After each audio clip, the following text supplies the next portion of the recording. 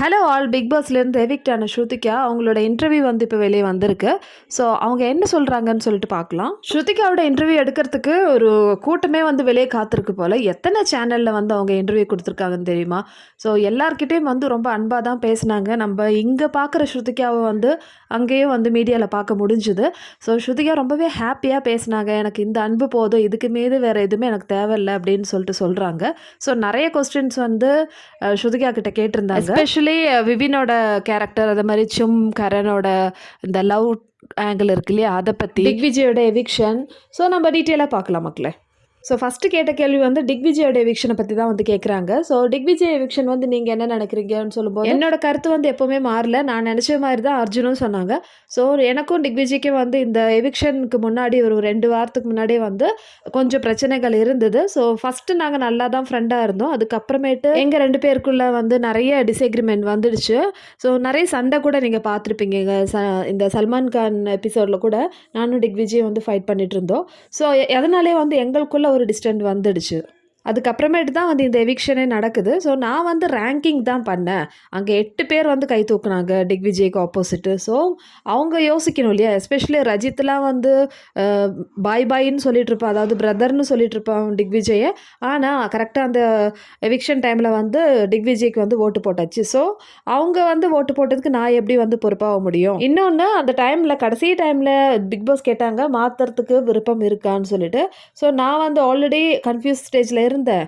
அந்த எவிக்ஷனுக்கு கொஞ்சம் முன்னாடி கூட நாங்கள் 2 பேரும் வந்து சண்டை போட்டுருந்தோம். என்னோடய ஃபேமிலியை பிடிச்சலாம் இழுத்தான் டிக்விஜய். ஸோ அந்த ஒரு இதில் இருந்ததுனால எனக்கு வந்து மென்டலாக இந்த டிக்விஜய் வந்து இந்த பொசிஷனில் இருக்கிறது சரின்னு தோணுடுச்சு. நான் மாற்ற விரும்பலை அப்படின்னு சொல்லிட்டு ஸ்ருதிகா வந்து தெளிவாக சொல்கிறாங்க. ஆனால் நான் வெளியே வந்த உடனே ஃபஸ்ட்டு யாருக்கு நான் ஃபாலோ பண்ணேன், இல்லைனா ஃப்ரெண்ட் ரிக்வெஸ்ட் கொடுத்தேன்னு பார்த்தீங்கன்னா டிக்விஜய்க்கு தான் கொடுத்தேன். அவர் என்னை பிளாக் பண்ணாலும் நான் திருப்பியும் கொடுப்பேன். ஸோ நல்ல பர்சன் தான் டிக்விஜய்ன்னு சொல்லிட்டு ஸ்ருதிகா சொல்கிறாங்க. அடுத்தது விவினை பற்றி கேட்குறாங்க. ஸோ அந்த வீட்டிலையே வந்து ரொம்ப ஜென்டில்மேன் பார்த்தா விவின் தான் நான் சொல்லுவேன். ஏன்னா யாருமே வந்து ஒரு லிமிட்டுக்கு மேலே இறங்கி போயிட்டு ஹர்ட் பண்ண மாட்டார். ஸோ விவினோட அந்த ஒரு கேம் ஸ்ட்ராட்டஜி நல்லா இருக்குது. அடுத்தது சும் கரண். ஸோ இந்த சும் கரண் ரிலேஷனை பற்றி நீங்கள் என்ன நினைக்கிறீங்க அப்படின்னு சொல்லும்போது, சும் கரனுக்குள்ளே வந்து லவ் கிடையாது. அவங்களுக்குள்ள ஃப்ரெண்ட்ஷிப்புக்கும் மேலே வந்து ஒரு ரிலேஷன்ஷிப்பு. இப்போ தான் வந்து புதுசாக வந்து வருது, லவ்வும் கிடையாது ஃப்ரெண்ட்ஷிப்பும் கிடையாது, இதுக்கு நடுவில் ஒரு ரிலேஷன் சொல்லிட்டு. அதுதான் வந்து ஸ்ருதிகாவும் சொல்கிறாங்க. சும்மும் கரனும் வந்து பாத்ரூம்குள்ளே போயிட்டு டோர் லாக் பண்ணாங்கல்ல. ஸோ அது வந்து ரொம்ப ட்ரெண்டிங் ஆகிடுச்சு. என்ன நடந்ததுன்னு சொல்லிட்டு கேட்கும்போது, அவங்க க்ளீன் பண்ண போனாங்க. நானும் சும் கூட நிறைய தடவை உள்ளே போயிட்டு க்ளீன் பண்ணியிருக்கோம் அப்படின்னு சொல்லிட்டு ஸ்ருதிகா சொல்கிறாங்க. அடுத்த கொஸ்டின் என்னன்னு பார்த்தீங்கன்னா, சும்மோட ஃப்ரெண்ட்ஷிப். ஸோ ஏன் வந்து இந்த அளவுக்கு வந்து க்ரேஸியாக இருக்கீங்க சும் மேலேன்னு சொல்லும்போது, எனக்கு வந்து அந்த வீட்டில் வேறு யாருமே கிடையாது. ஃபஸ்ட்டு வந்த உடனே எனக்கும் சும்முக்கு வந்து ஒரு பெரிய அண்டர்ஸ்டாண்டிங் ஆகிடுச்சு. ஸோ அதுக்கப்புறமேட்டு நாங்கள் நல்ல ஃப்ரெண்ட்ஷிப் ஜோனில் இருந்தோம். எனக்கும் சும்முக்கும் வந்து பெரிய சண்டைலாம் வந்ததில்ல. ஸோ அந்த டைமில் கூட நான் வந்து சும்மா ஹர்ட் பண்ணக்கூடாது அந்த ஒரு இதில் தான் இருந்தேன். இன்னொன்று, என் கூட யாராவது ரொம்பவே ஃப்ரெண்ட்ஷிப் ஆனால் என்ன ஹர்ட் பண்ணுற ரைட்ஸ் அவங்களுக்கு நான் கொடுத்துருவேன். ஸோ அதுதான் வந்து அங்கேயே நடந்தது. ஸோ அந்த வீட்டுக்குள்ளே வேறு எதுவுமே ஆப்ஷன் கிடையாது. ஸோ நல்லா வந்து ஃப்ரெண்டாக இருந்தவங்க வந்து அவங்க வாயிலிருந்து சின்னதாக ஒரு வார்த்தை வந்தால் கூட ரொம்பவே எனக்கு ஹர்ட் ஆகும். ஸோ அதுதான் நடந்தது அப்படின்னு சொல்லிட்டு சும்மோட ஃப்ரெண்ட்ஷிப்பை பற்றி சொல்கிறாங்க. ஆனால் சும் வந்து ரொம்ப நல்ல பொண்ணுன்னு சொல்லிட்டு வெளியே வந்து சர்டிஃபிகேட் தர ஆரம்பிச்சிட்டாங்க. நம்மளுக்கு தெரியும் ஸ்ருதிகா இப்படி தான் பண்ணுவாங்கன்னு. ஸோ சும்மா வந்து ரொம்ப நல்ல பொண்ணு அப்படின்னு சொல்லிட்டே வந்து அவங்க நினச்சிட்ருக்காங்க. அடுத்தது கரண். ஸோ கரண் வந்து நான் ஒரு டாம் அண்ட் ஜெர்ரி ரிலேஷன்ஷிப் தான் கரண் கூட இருக்கேன். ஏன்னா எப்போவுமே வந்து நாங்கள் சண்டை போடுவோம், ஆனால் சரியாயிருவோம் அப்படின்னு சொல்கிறாங்க. அடுத்தது ரஜித்தை பற்றி கேட்குறாங்க. ரஜித் வந்து ரொம்ப கேம்னு இருப்பான். ஆனால் மனதளவில் வந்து ரஜித் வந்து ரொம்ப நல்லவர். இப்போ கேமில் வந்து ரொம்ப அரகண்டாக இருக்கிற மாதிரி இருக்கும். அந்த டைமில் செம்ம கோவமாக இருக்கும் ரஜித் மேலே, என்ன இப்படி பண்ணுறான்னு சொல்லிட்டு. அதுக்கப்புறம் கேம் முடிஞ்சு அப்படியே நார்மலாகிட்டு, ஸ்ருதிகா உனக்கு ஏதாவது வேணும்னா சொல்லு, நீ எது சாப்பிட்றியா அது சாப்பிட்றியான்னு சொல்லிட்டு ரொம்பவே கேர் பண்ணுவான். இந்த மனுஷங்கிட்ட நான் என்னத்தை போய் கோவப்படுறது அப்படின்னு இருக்கும் என்னோட மைண்ட் செட். ஸோ இதுதான் வந்து ரஜித், ஆனால் ரொம்ப நல்லவர் அப்படின்னு சொல்கிறாங்க. பாருங்கள், ஸ்ருதிகாவை நாமினேஷனுக்கு தள்ளி விட்டதே இந்த ரஜித் தான். ஆனால் ஸ்ருதிகா வந்து எவ்வளோ பெருந்தன்மையாக வந்து பேசுகிறாங்க. அதுக்கப்புறம் சல்மானை பற்றி சொல்கிறாங்க ஸ்ருதிகா. எனக்கு வந்து தமிழ் பிக் பாஸ்லலாம் வந்து சான்ஸ் இருக்குது. ஆனால் எனக்கு சல்மான் கூட வந்து பேசணும். எந்த அளவுக்கு ஒரு பெரிய ஃபேன் சல்மான். சல்லு பேபி என்னோட. ஸோ சல்மான் கூட வந்து பேசிட்டு கொஞ்ச நாள் இருந்தாலே எனக்கு வந்து ரொம்ப ஹாப்பியாக இருக்கும். ஆனால் இவ்வளோ நாள் நான் எதிர்பார்க்கவே இல்லை.